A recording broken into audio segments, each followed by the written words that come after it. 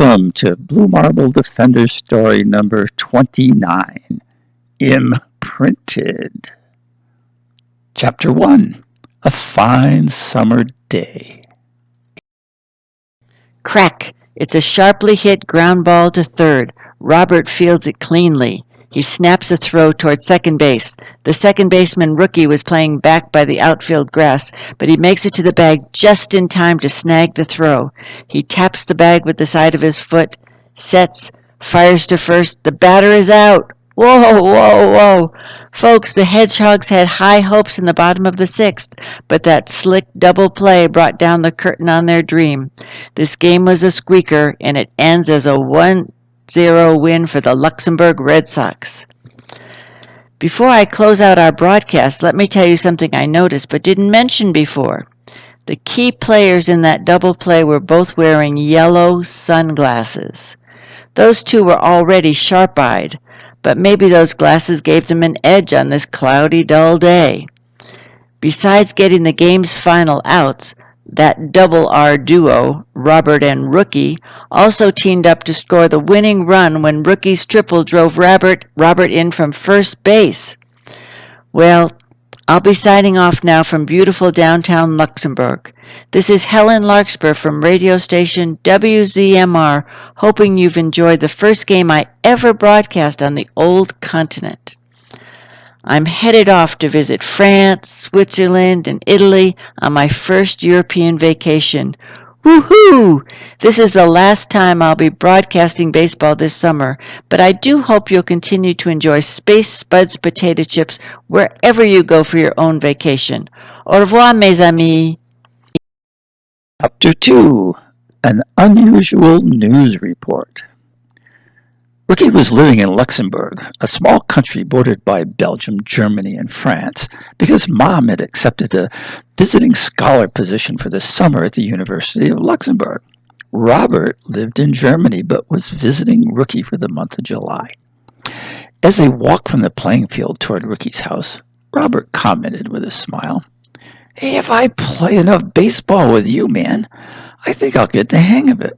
That last ground ball seemed to land in my glove on its own, and I got rid of it as fast as I could." "Yeah, right. Just happened to land there," Rookie said with a smirk. "You know, humility doesn't exactly fit a guy who also scored the winning run." Robert decided to change the subject, and he said, "So, Rook, what do you think about that character who's been touted as the king of the world, and the future king of the entire world?" Guess I missed that. I've been so tied up getting through my programming courses, I haven't followed world news in weeks." "Hey, there's a groundswell of support building for some previously unknown person to become the king. The guy's not campaigning for the job. It's a job that doesn't exist yet, not yet at least. Seems people just decided they love him. A TV news reporter went to his house the other day and asked what he'd do if he ever did become king. The guy just said he'd ensure peace and prosperity for everybody, and everyone standing nearby broke out into applause. This guy never says anything specific, I guess, and people love him anyway because he's just modest and he doesn't lecture them. Things never happen like this, Rook. Normally there's an election for some government office, and then some ambitious or maybe they're power-hungry people, they decide they want the job, they mount a campaign to convince the public, and then there's an election to decide who gets the job. This situation is weird. It's weird because people are chasing after kind of an everyday normal guy and begging him to lead them. Guy's name is Fluke. I understand Fluke for Emperor headquarters was just set up right here in Luxembourg." Rookie said, "Well, it's certainly safe for him to promise peace and prosperity. Politicians have been using that line since forever." "True, but this guy isn't out there giving speeches bragging or kind of like soliciting campaign contributions. People sought him out. The only time he's ever been seen in public is at that Fluke headquarters, and he said he went there only because neighbors dragged him. Kind of interesting situation, eh?" Rookie asked, Why have a campaign headquarters in teeny-tiny Luxembourg rather than in some big city like Frankfurt or London? I guess it's because the guy lives here and his neighbors are the ones who called attention to him. Say, his headquarters is just over there on Boulevard Royal. And I understand this morning he's supposed to be there at, I think it was noon. He was going to go there at noon and talk for a few minutes. What do you say we go over there and find out what's so special about the guy? Chapter 3. An Annoying Surprise. About 100 people were milling around in front of what looked like an empty storefront when the two arrived with their baseball gear in tow. Rookie spotted a man he'd met when he attended one of Mom's lectures, and he said, "Hello, Mr. Calvert. Remember me?" "Sure, Ricky. Nice to see you again. You're joining the excitement for Mr. Fluke, I see." "Gee, it's, Mr. Calvert, it's more like an accident that we're here. We don't know much about Fluke. Can you fill us in?" "That's the Fluke phenomenon. It arose quickly. I can't explain for the rest of the crowd, but I'll tell you why I'm here. Few countries in the world have decent politicians, and I've been wishing and hoping my whole life that a good, normal person I can relate to would take over and straighten out things. Straighten out the whole world, ideally. When I saw this guy, Fluke, I saw him talk to a TV reporter just for 2 minutes on Saturday morning, and I said to myself, that's the guy we need. I trust him like I trust my own mother, and I'd do whatever he said. I'm here today to see what he's like in person." Then a woman a short distance away waved, and Mr. Calvert left them. A cheer erupted behind them. They turned, saw a muscular Luxembourg policeman leading a man through the crowd, and realized the two would pass directly in front of them. A moment later, Rookie's mouth dropped open. He murmured, "Are you kidding me?" He turned to Robert, pointed, and said, "That guy with the goatee? That's Fund, my arch enemy. Jeez, he's probably here in Luxembourg because it's the only place he hasn't committed any felonies. Unfortunately, the Interpol warrant for him expired." Robert asked, "Huh? What are you talking about?" "That so-called Mr. Fluke tried to kill me not long ago, and he tried to kill Leo, too. He's as evil a creep as you'll ever meet. And now he has people worshipping him as a wonderful, wise, regular guy. This is unbelievable." Someone tapped the microphone on a small-scale sound system.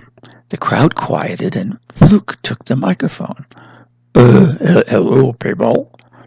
A small cheer went up, and when the quiet returned, Fluke said, I appreciate your good wishes, but I assure you I'm just a normal person."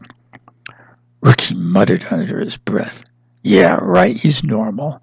A normal sociopath."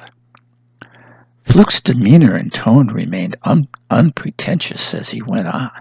And I really don't know why this storefront has my name all over it. I'm not running for political office, and certainly not for Emperor of the World. I'm just an everyday citizen with the same hopes and dreams as all of you. I'd like to do something interesting with my life, like make money to get enough to get by, but not have to work all the time. I just like to live peacefully. Now, look, lately a lot of people have said they want me to run the whole world. Look, that's pretty far-fetched.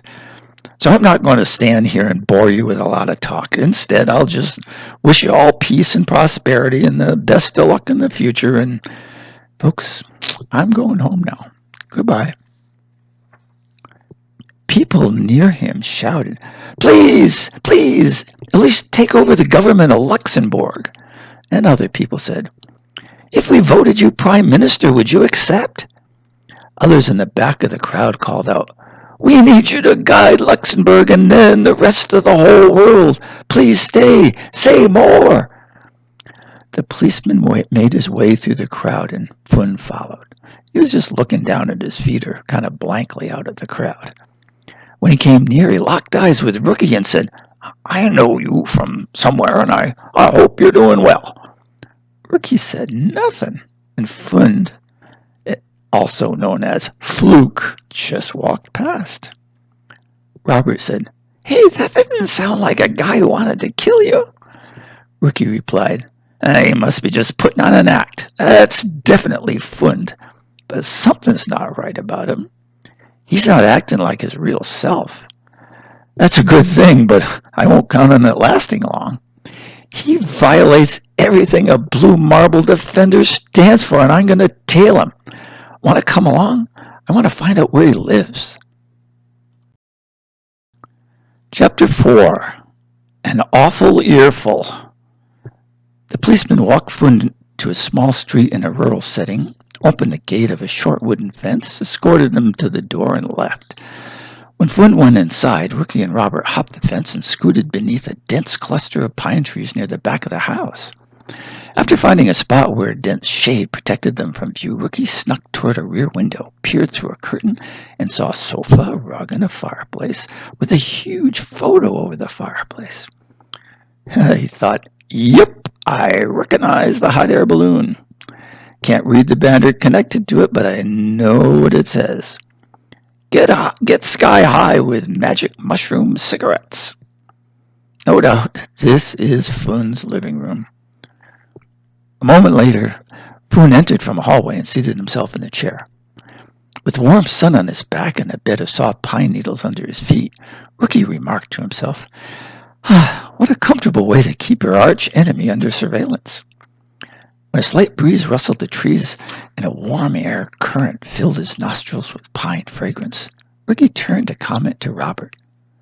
But he froze before he opened his mouth, and he thought, "Am I hallucinating?" Car. A dark gray Ford station wagon was 3 meters off the ground and descending silently into the backyard, barely 10 meters from the trees hiding Robert and himself. The car jiggled slightly when it touched down. After a few moments, the driver's door opened and a man with spiky orange hair stepped out. When he reached open the car's back door and pulled out a small cloth bag, they could see he also had exceptionally hairy arms. He stood, scanning the area for a moment, and walked unsteadily around the far corner of the house. Looking through the window, Rookie saw Fund rise from his chair, walk out to the hallway, open the front door for the man, and return to the living room. From somewhere unseen in the living room, he heard the words, "Thank you, Fluke. That will be all for now. Please go to your room and stay there until I call for you." The orange-haired man entered, crossed toward Rookie's window, and Rookie ducked to avoid being seen. Rookie heard scratchy, garbled sounds that might have been a foreign language. And then he heard, "Welcome, Officer Tarrant." It was from the same voice that had spoken to Fund. Rookie moved to the far side of the window, trying without success to see who was speaking. Then he heard, "I know it is uncomfortable, but you must practice speaking Earth tongue. You'll be interacting with these creatures and would increase risk if they learn you are an alien." But sir, do I need to speak Earth tongue when it's just you and me?" "Yes, and it's important. You must be accepted as an Earth being, especially by the Earthling you just saw. He is our Earthling. I've named him Fluke." "Commander Tori, I will certainly comply. I dropped you here only a short time ago. How did you take control of Fluke's mind so quickly? Is his mental capacity limited?" "Officer, my limited experience here indicates Earthlings are all endowed with small strengths, and they all suffer from profound weaknesses. Because Fluke is not encumbered by principles, morals, or ethics, I had ample space to quickly take control and serve our objectives. I hypnotized him to act like a modest, average being, and expect it will work as well here as it did on the 7 planets the Earthlings call Trappist. Fluke is now a simple but honest being committed to helping others, and he does what I tell him. But before we get down to business, I note that you arrived precisely on schedule. Am I right to assume you encountered no problems on your descent from the mothership? I did not, Commandatore. As you directed when I piloted you to this place some days ago, I fabricated the skin of an inconspicuous Earth vehicle using material that switches from invisible to visible and back again, just like we have on the mothership. I descended undetected, and when I arrived, I switched the skin to visible mode. Earthlings will see an old car behind this dwelling, and there's no risk of one inadvertently bumping into our rocket and reporting the anomaly of an invisible object to the authorities. Well done, thank you. And officer, Commendatore said with a smile, I am pleased to again have you for company. It has been unpleasant to be the sole civilized being on this loathsome planet. Not just any planet, of course. This is the final planet, the last one we need to control. The completion of our ever so long mission. We can soon return to a hero's welcome on planet Arane and assure dear leader he is sovereign over every living creature on our spiral arm of the Milky Way galaxy. If the teams assigned to the galaxy's other spiral arms also succeed, dear leader will reward us all and put aside that threat he made to slice us with his fangs and suck out our guts. Tarrant, this mission has taken a mere 2,000 Earth years, but it feels like forever. I'm sure you too look forward to starting the long journey home to Arane. Let's make quick work of subjugating these Earthlings. Rookie's blood froze. He waved Robert over because he wanted a second set of ears to assure him he was hearing right. Robert snuck to the window with his head down and peered in as the voice continued. Here's my plan. The planets around Alpha Centauri taught us that hypnotizing doesn't always work over electronic communication such as television. So we'll forget hypnosis and use imprinting instead. A few days ago, I secretly connected our flicker imprinter to the Luxembourg TV system. I wanted to confirm that imprinting worked on these beings and found it 70 to 80% effective. That's good enough. Our next step is to imprint all beings in this Luxembourg place and make them throw out their current prime minister by force, and then install Fluke in his place. After Fluke is installed, we'll imprint the beings in other regions. I need you to modify the imprinter for Earth's other languages and its 4 different TV encoding methods. When you talk to Fluke, you'll be amused at his excitement about leading the planet. When I told him I'd make him emperor of the Earth, he jumped around like a child. His enthusiasm to carry out my commands means we can return home to Arane without a worry. Durant left the room. Commendatore remained out of sight, and Rookie and Robert crawled back under the tree. Robert said, Rook, I thought we were wasting our time following Fund here. You made him sound like a tough guy, but these extraterrestrials are treating him like their puppet. They're only steps away from taking over all of Earth? This is crazy. Rookie replied, Yeah, crazy's too mild a word. We gotta figure out something, and we gotta figure it out fast. Chapter 5. Applying Logic and Knowledge. Rookie was dying to take a look under the skin of the old car in the field behind him, but he thought it might be fatal if he was seen. So the two of them headed to Rookie's house. talking nonstop about how to stop the ETs. But the moment they opened the door, the aroma of frying pancakes emerged, and then their worries evaporated. "Hey, Leo, got any extras?" Ricky called out. While Leo served up a snack of pancakes with pickled Brussels sprouts inside, Ricky and Robert told him what they'd seen, and his reaction was, "Whoa! Wow! A rocket disguised as a car? Settling into Fun's backyard? I wish I'd seen it too. These ETs have some serious technology. But hey, can you imagine a creep like Fun becoming Emperor of Earth? Well, I can't. But in a way, I'm glad he's involved in this. We might be able to finally nail that guy." But that criminal is only a tool of the ETs. They have a powerful technology advantage over Earth, and likely they got some other destructive weapons we're not aware of. Hey, look, guys, time's flying. Let's work. Let's work hard and think out, how can we counter them? The three pulled up chairs behind the house, and they were still short of ideas when Pop stuck his head out the door an hour later. "Hey, what's up, guys?" After Rookie filled him in, Pop shrugged his chin and said, So these ETs want Earth to acknowledge their dear leader as sovereign of the Milky Way.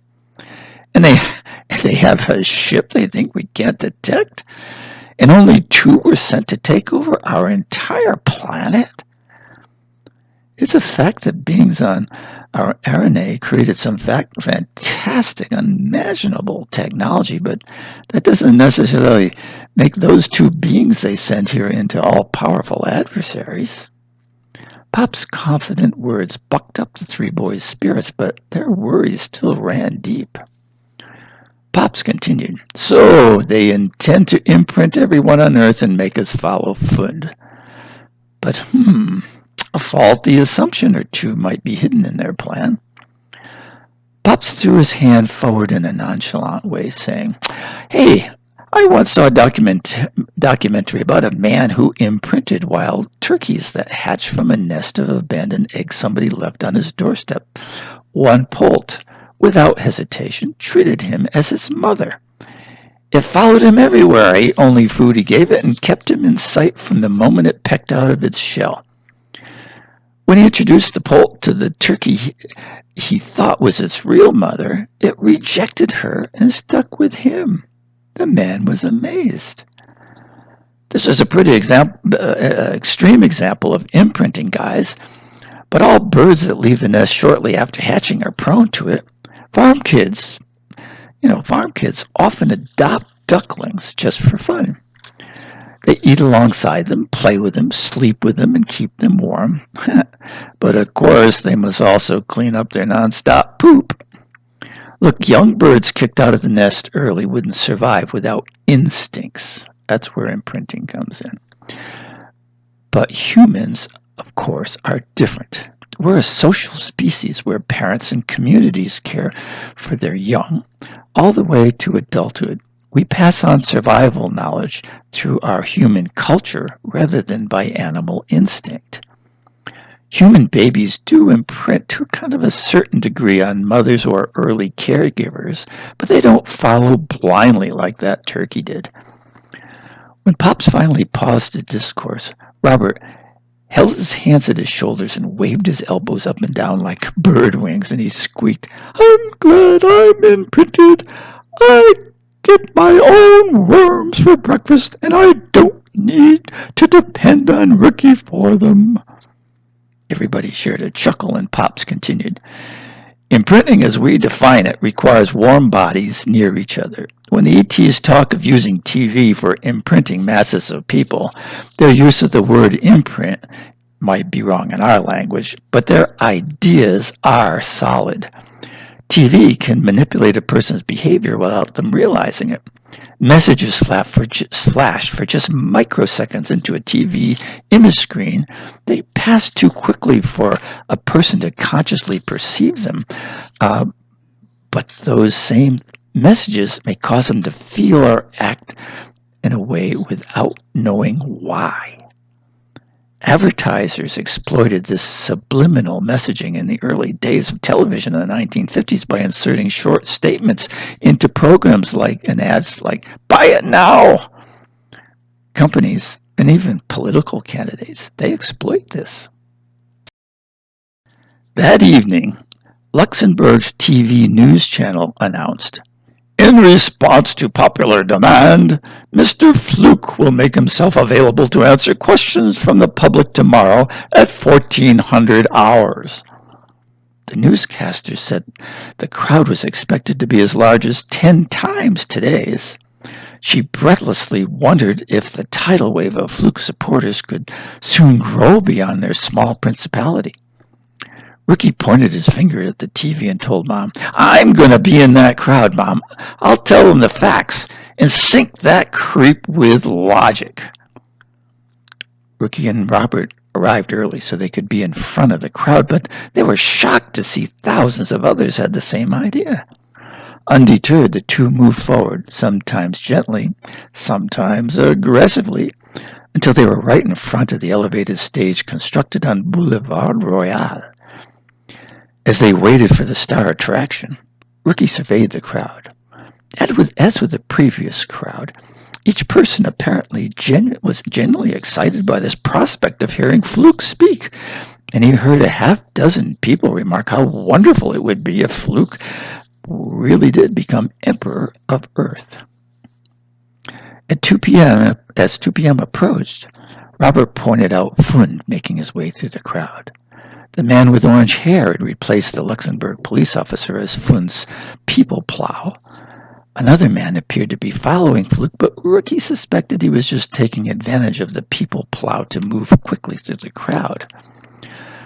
Fund climbed the stage stairs, took the microphone, gazed out at a huge crowd, and said in a soft-spoken, respectful voice, "Gee, everyone, I'm honored you've come out for me. I don't know what I've done to deserve this." An enormous cheer went up from the crowd, and it reflected off the buildings lining the streets.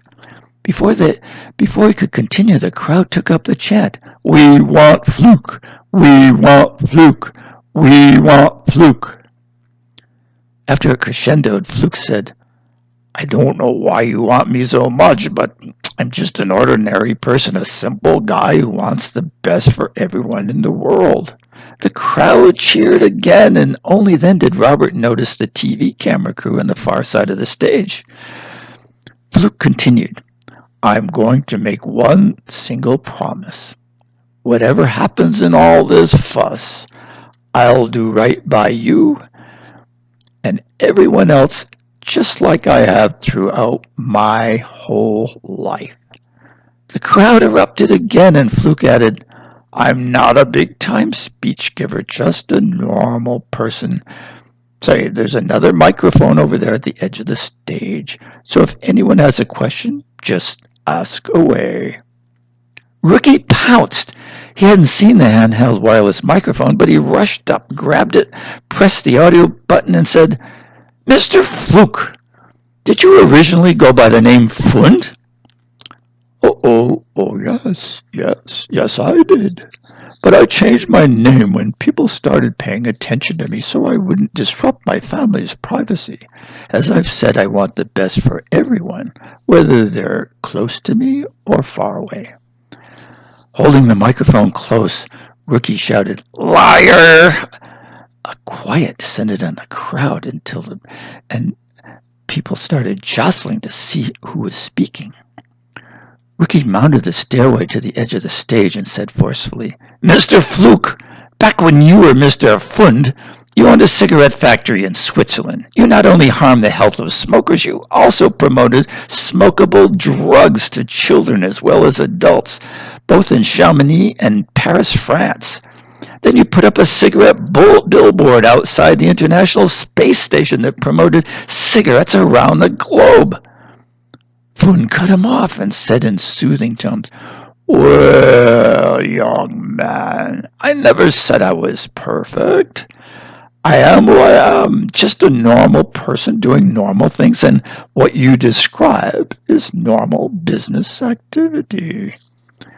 Robert noted Rookie's face became red, and he shouted, I suppose you also thought it was normal when you tried to drop a dirty bomb onto the World Health Organization to punish them for working to reduce smoking. Was it normal when you exploded another bomb on a mountain to dam a river and then flood the WHO? Was it normal to try to kill my brother? Was it normal to leave me in outer space with no oxygen? Was it normal to extort money from a chocolate company? Was it normal to massacre alligators for handbags and mother laundering? Tell this crowd why they should still see you as a normal guy after they know these truths. Do you expect this crowd to still think you'd make some perfect emperor of the whole planet? Fun said, Well, young man, I see you're an unhappy person, an anti-business person. Perhaps a person who wants everyone to have money, but doesn't want them to be competitive in earning it. Young man, it's aggressive entrepreneurship that will move the world to a better future for all.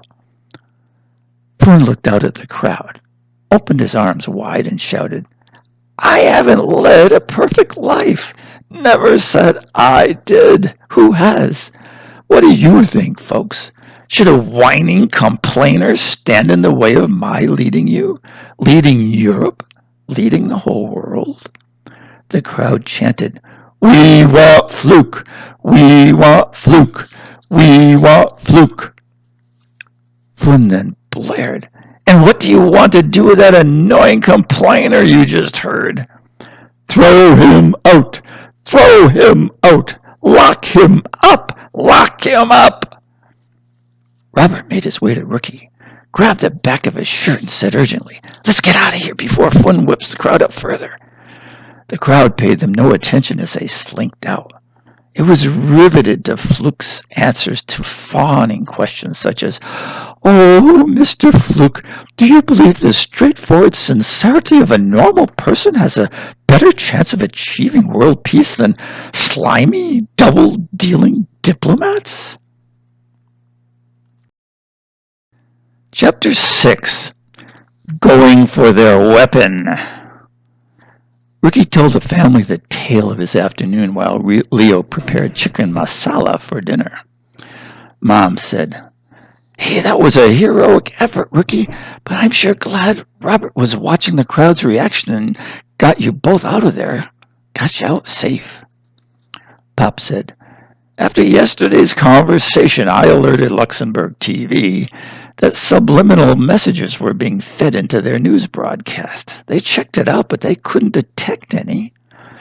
Those ETs aren't leaving any tracks, but they're steadily marching to put Fund into power. Leo said, Yes, marching steady and fast. I saw advertisements for a Fund TV interview in a couple of days. If the ETs flicker their subliminal messages into a wide audience, sure to be watching, a coup d'etat could take place overnight here in peaceful little old Luxembourg. We could wake up one morning and find Fund as prime minister on his way to becoming emperor. Rook, tell me more about what the ET's flicker imprinter looks like and where it was located. I'm going to try to perform surgery on it when they're not looking, and maybe I could be able to turn their tricks against them. Rookie and Mom nodded, and Pop said, Good idea. We need to use every defense we can before resorting to force against the ETs. And although they're only two, they just may have powers that exceed all the world's armies. Leo, do your best. I'll go out and work on a plan B. Before hitting the sack that night, Rookie sat at the foot of Leo's bed and said, Hey, you know, bro, I was chastened by the power of that crowd today. It could have made mincemeat of Robert and me. Whatever you do tomorrow, be careful. Say, could you use a lookout? Leo and Rookie sat watching Fund's house from a shady spot on the grass across the street. There was no sign of the ETs, but Fund himself, was seated on a swing, suspended from a branch of a tree in the front yard. He looked happy and as carefree as a grade schooler, hardly like the aspiring emperor of Earth. Ricky commented, I guess it's the hypnosis, but Flint is surely not his normal self. I hope they didn't program any surprises into him. Just as Leo nodded his agreement, the orange-haired officer Tarrant walked out the door. He waved for Flynn to join him, and as they walked in the direction of their headquarters, he took out his mobile phone and began talking. Leo said, I hope he's talking to the other ET, and they're all going to be all sitting in the long-winded meetings up there at that Fluke office. That house could hold a nasty surprise or two, but that's a chance I'm going to have to take. Let's head out, bro. The two had agreed Rookie would first conceal himself behind a bush near the front window and check if anybody was in the living room.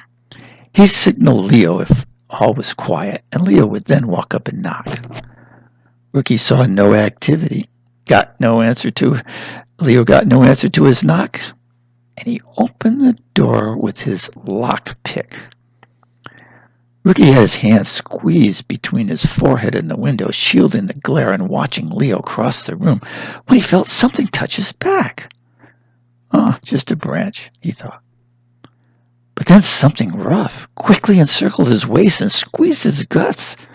He was surprised but not frightened until he looked down and saw a hard-surfaced, hairy, spiny, black arm around him. He stopped breathing. He pushed it down to get it off. Sharp spines pierced deep into his palms.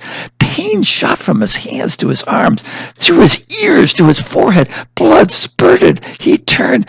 It was Tarrant, with his face contorted into a crazy smirk.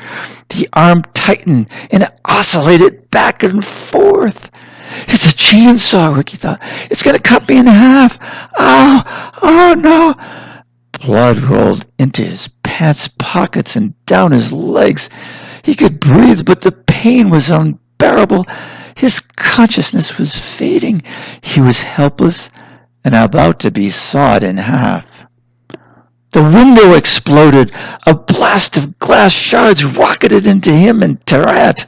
Something huge and black bulged beyond the window, filling it top to bottom. Tarrant's arm loosened his grip. Rucky summoned all his energy. He twirled. He freed himself. He ran, crunching through the broken glass under the window. He flew between the house in front of the bushes, turned sharply at the corner, and circled around the back where he'd eavesdropped 2 days before. Tarrant didn't follow. But Leo's in there. He's in danger, Ricky thought, and he continued to the front. Tarrant was nowhere to be seen. He looked into the front door, but there was Leo on his knees in the hallway. Tarrant was coming at him from behind. Leo leaped over the steps, pulled Leo up and out the door, and Tarrant's outstretched arm just missed Leo's leg. An arm? That wasn't an arm, not a human arm. The boys rocketed away, now beyond the ET's reach, and they were moving fast. After burning through all the energy they had for 2 blocks, they looked over their shoulders, saw nobody, and they darted behind the green bean trellis in somebody's vegetable garden, and there they collapsed. When they caught their breath, Ricky asked, Leo, what happened inside? Man, oh man, Leo replied. I'm lucky to be alive. Holy smokes. I spotted the flicker imprinter near the fireplace and headed toward it. Then my eye caught something moving in the corner near the ceiling. I looked up and saw this big red-faced spider-like creature the size of a chihuahua dog hanging down. Then the thing squawked, Out! Out! I said, No, I'm ending this now. The weird creature shouted in a huge voice, My mission! And flew down to the floor. It faced me, raised its spiny legs, and grew to the size of a schnauzer, and then it spit at me. But I wasn't leaving without that box. I reached for it, and suddenly the creature exploded in size. It filled the entire room in an instant, and if I hadn't been just in front of the entrance to the hallway, I would have been crushed against the wall. The creature was untangling itself from the furniture, and no doubt coming after me when you pulled me out. As the boys limped home, both realized they'd been punctured like pincushions. Blood was caked around small holes and dozens of spots in their shirts and pants. Fortunately, Mom was home. She immediately scanned them for foreign microbes and set about dressing both boys' wounds. She started with Rookie, and when he took off his shirt, she said, "Man, oh man, it looks like a roadrunner spent the afternoon running circles around your belly." Rookie was smarting from the antiseptic and weakly replied, "Yeah, and it feels like he was wearing ice skates." When Mom checked Leo for wounds, she said, "Hey, what's this? Something ate a hole through your pants, Leo. Through the top of your shoe and into your sock. What the heck?" "Mom, when that ET spit at me, I thought it had missed and didn't worry about it. Gee, I never realized the value of wearing socks before this." After Mom finished with her wounds, she filled them with milk and cookies, and when Pops arrived home, they recounted the whole story of their failed attempt to stop the subliminal messaging. Pops nodded his sympathy, and concerns lined his normally cheerful face. Then he laid out his plan B.